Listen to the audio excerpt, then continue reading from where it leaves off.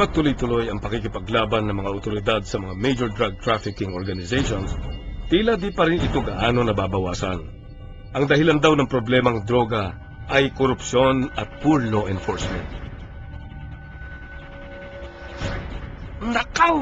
Naloko na. Pati law enforcement nadawit.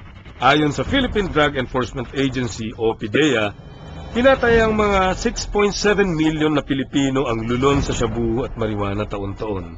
At lumalaki pa.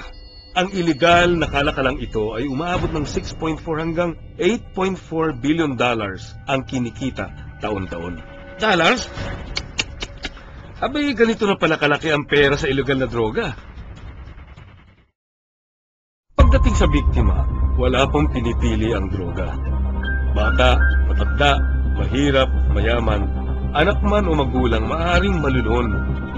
Kapag may kakilala o kamag-anak kang lulon sa droga, hindi lang apektado ang gumagamit. Apektado pati ang mga taong nasa paligid. Sa siyudad ng Taguig, may kinatayang 10 billion pesos worth of equipment and raw materials ang nahuli ng PDEA noong Marso.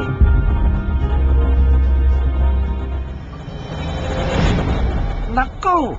Ang Taguig na yata ang isa sa mga biggest providers ng droga sa bansa. At malamang pati sa Asia. Noong isang taon, may isang prominenteng pamilya ng taga-Taguig ang nahuli dahil sa pagtutulak ng droga. Naging laman ng mga balita kamakailan ang ginawang pagsalakay ng Philippine Drug Enforcement Agency o PDEA sa isang malaking drug den sa Taguig na pinatatakbo ng isang Joel Tinga. Isang buwan hong trinabaho ng PDEA na malubugan at madikitan ang notorious na pugad ng mga adik na yon. Narito po ang eksplosibong dokumentasyon ng PDEA sa aktwal na bentahan at sabu session na lantarang nangyayari sa lugar na yon ng Taguig. Tawagin mo sa likod, tawagin sa likod.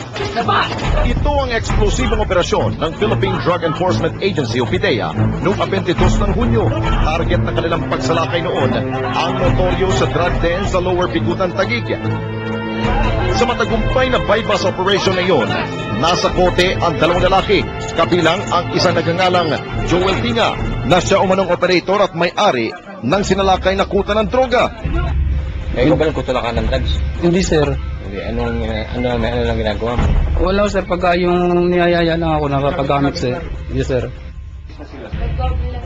Sa mga inisyal na investigasyon ng PDEA, lumalabas na hindi ito ang unang beses na nadakip itong si Joel Tinga na muna'y kilabot na drug pusher at user sa lugar. We have some unverified informations na nahuli na siya before eh. Pero i-check namin kung anong unit ang humuli sa kanya before or kung kailan siya nahuli. But according dun sa mga nakuha namin information, hindi lang ito yung unang beses na nahuli siya. Pero i-check na namin kung may kaso na ba siya sa korte. But as far as our unit is concerned, ito yung unang beses na nahuli si Joel. Ang positibong pagkakalambat na iyon kay Joel Tinga na nasa watchlist ng PDEA ay resulta raw ng ilang buwan na matyagang pag-aaral ng ahensya kung paano nila madidikitan ang grupo at mapapasok ang target na drug den para may dokumento ang operasyon ng binabantayang grupo ng mga adik at pusher ng Taguig. Nag-start kami dito as early as April as early as April this year. Yun nga, sabi ko, lagi kasing dependent dun sa opportunity na makuha na namin siya talaga ng ebidensya. Para may sakatuparan ang pinaplanong paniniktik, isang asset ang ginamit ng PDEA. Nitong linggo, nabigyan ako ng pagkakataon na makausap siya.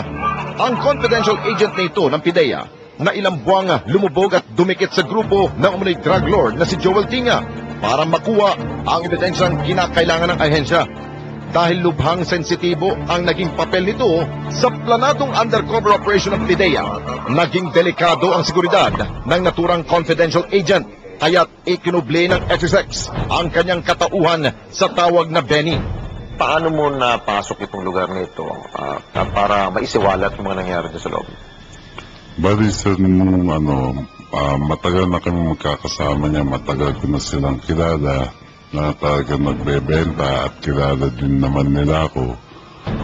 Kaya naman naisipan ko na para matigil na to, inilapit ko na sa PIDEA para matapos na yung mga kadukuhan na ginagawa nila. Ipinakita niya sa akin ang bidyong ito na resulta ng ilang buwan niyang pag-undercover sa binabantayang drug den. Sa kanyang dokumentasyon, malinaw na napatunayan ang hayag at lantad na bentahan ng droga sa lugar. Hindi alintana ang mga kabataang maaring ma-expose sa maling gawain na yun. Nagpasya kaming hindi ipakita muka ng mga sangkot sa video.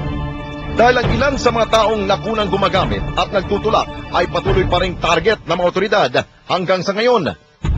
Sa kuhang ito, kitang-kita ang lalaking ito na may kinuha na kung ano sa tila isang coin purse na ayon sa asin ay pakete ng shabu. Sa pag-uusap namin iyon, ilang pang bidyong ebidensya na nakunan ni Benny ang ipinanood niya sa akin. Kabilang na ang surveillance footage na ito na aktual na paghahanda at mismong shabu session na ginawa ng grupo. Sa kuwang ito, isang matandang lalaki at tila ba abala sa paggupit ng palara o foil. Maya-maya lang, ilang beses na abutan at pasahan ng pagtira sa shabu ang naidokumento sa spy camera. Gaano kadalas gumagawa ng pot session itong mga tao doon? Ang pa-session sa kanila at sa kabentahan, sa 24 hours po yan. Ang pa-session sa kanila, siguro sabi mo 10 minuto o pinakamatagal na yung 30 minutes na pahinga na hindi pwede magkaroon ng pot session. Maya't maya po sa mga ibang kumukuha doon na rin gumagamit. Pagkabili nila doon na rin ginagamit. Hindi na nila sa inuwi pa. Inamin sa akin ni Benny na may mga pagkakataon raw na pipilitan siyang gumamit ng droga habang tinatrabaho ang kasong ito. Benny, ikaw nandun ka habang nagpa-pot session itong mga nagbebenta ng droga. Ikaw ba'y nainganyo rin? Binibigyan ka rin ba? Nasubukan mo rin bang tumikim nito? Bali po kapag po ako bumibili sa kanila, kung hanggat maaari po na hindi ko gamitin doon, yun po ang ginagawa ko. Pero kung may pagkakataon naman po na kailangan na gumamit doon, wala din po ako magawa dahil kapag po ako tumanggi, iniisip ko naman, baka pag hinalaan po nila ako.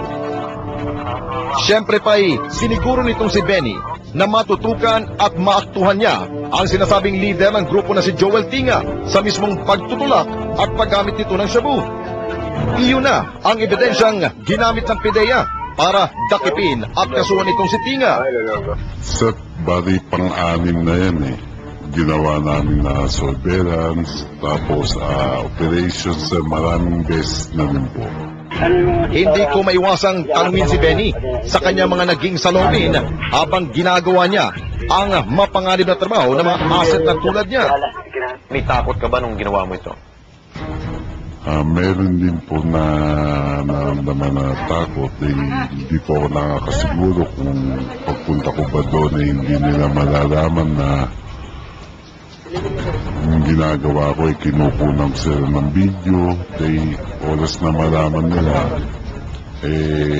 siguro baka hindi na ako makauwi ng bahay.